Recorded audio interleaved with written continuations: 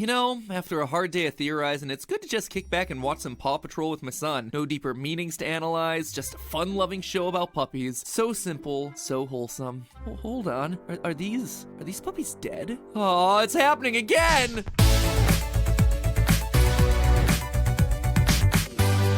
Hello, Internet! Welcome to Film Theory, ruining your childhood since 2014. But you know what? I'm not content to just ruining your childhood. Oh no! I've got my sights set on your children's childhoods too. Today we're breaking new ground by looking at shows that the kids are into these days. And by kids, I mean the 3-year-olds, specifically my son Oliver. Yep, it's another installment in My Kid Asked Me to Watch This, and now you have to suffer through the consequences. My 3-year-old is programming a 10 million subscriber YouTube channel without even realizing it. They just grow up so fast. Now, admittedly, I actually really like this show. The Paw Patrol is a team of 6 puppies led by a 10-year-old boy named Ryder. Each pup has a specific set of skills based on emergency services. There's Chase the police officer dog, Marshall the firefighter, Sky the aviation dog, Rubble the construction pup, Zuma for water rescue, and Rocky for garbage collection. Every once in a while, you have a special guest dog make an appearance, like Everest the mountain pup or Liberty the city pup, but for like 90% of episodes, this is our core team. And from there, each episode is pretty formulaic. They're hanging out in the city of Adventure Bay, there's some disaster like a windmill breaks or someone gets stuck in a cave. The Paw Patrol are called to action, they suit up, we hear this line. Ready for action, riders, sir! There's a mission brief, they slide down and load up into their specially designed pup-mobiles.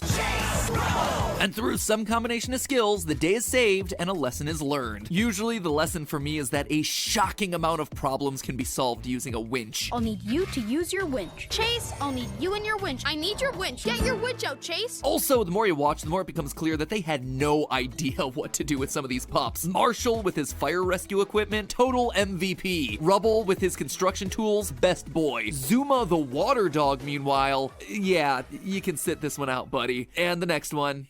And the next one. You know what, just pose for the lunchbox. To be honest, this is one of the more bearable kids shows out there because it's self-aware and uses the formula for some really solid jokes. Like here, when aliens come to visit Adventure Bay, a whole can of worms I feel like I should probably unpack at some point, but not today. It slides down the lookout tower and launches into its vehicle like the pups do in each and every episode. Only here, because the formula demands it, it also gets its name shouted out. It's a nice touch. Then you got stuff like this. When construction dog Rubble gets trapped, the only one available to drive his rig is Zuma. Me? We need his truck to move the rest of the rocks once we get him out. Zuma, on the double. And he just proceeds to fail. Zuma is just the butt of all jokes. Sure, the whole thing is designed around some very obvious merchandising opportunities, but just look how cool this thing is. I gotta get one for Ollie.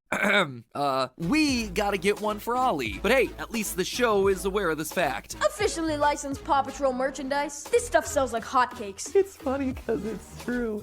Isn't that right, Chase? Woof, woof, that's right, Matthew. So tasty. Now, the show already comes prepackaged with a lot of really obvious questions. How come the dogs are the only animals that can talk? Why doesn't Adventure Bay have a normal police force or fire department? When is Katie finally gonna admit that she has a crush on Ryder? Admittedly, the last one might just be me, but it is so obvious that they would make a total power couple. Anyway, those questions aside, there was one moment that really stood out to me. A moment in season 1 that caught my attention as just a little bit weird, and it prompted me to dig deeper. And oh boy, did that start leading me down the darkest possible path for this universe. One that convinced me beyond a reasonable doubt that the Paw Patrol is dead. And not in just a, oh, this was a dream route or anything like that. I'm saying that within the canon of the show, Paw Patrol members have died and actively been replaced. So strap in, all you good pups, because this one is gonna be a rocky ride. Ready for action, riders, sir, because Matt Pat is on the case. So the moment that got me to start digging deeper was from season 1, episode 9A.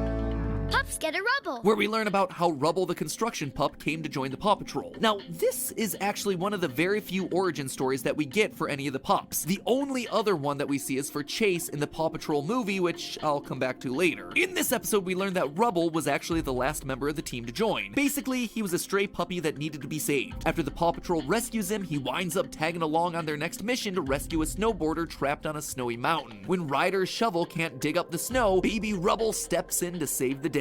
That bravery winds up earning him a spot on the team. He receives his signature pup tag, hard hat, and construction vehicle. Cue the end credits. You're all good pups. But hold on. Look closer at what happens in the episode. Ryder calls the pups to the lookout for the mission briefing, which he does all the time. But check out the big screen. Do you notice the pup tags along the bottom? Fire is Marshall, the star represents Chase and the police force, recycling is Rocky, the propeller is Sky, the anchor is Zuma, but seriously, for as little as it's used, it might as well not be there. And of course, the wrench is for Rubble. But this is the first time that we've met Rubble. He was literally just saved by the team less than an hour ago, but he has a dog tag on the screen? A tag that he won't get until proving his worth at the end of the episode. His yellow segment is also already on Ryder's pup pad. How could it be there if they don't have a construction pup yet? The only way that this makes sense is if there was a construction pup prior to Rubble. Now, you'd be forgiven for thinking that this is an animation error or something, but the evidence proving that there was a pup prior to Rubble really starts to add up once you look for it. At the end of the episode, we see Ryder give Rubble his construction helmet, but if you look closely at the helmet, it has scrapes on it as though it's been used. This isn't a brand new helmet for a brand new profession within the Paw Patrol. This helmet used to be the last construction pup's helmet. Rubble is also given the construction rig, which also has wear and tear on the front of the bulldozer portion. See that paint wearing away? Again, it's been used before. More noteworthy though is the fact that Rubble's too small for the vehicle, and Ryder explicitly says that he's gonna need to grow first before he can truly reach the wheel. You have a little bit of growing to do before you can reach the steering wheel, but you'll get there. All the other pups have vehicles.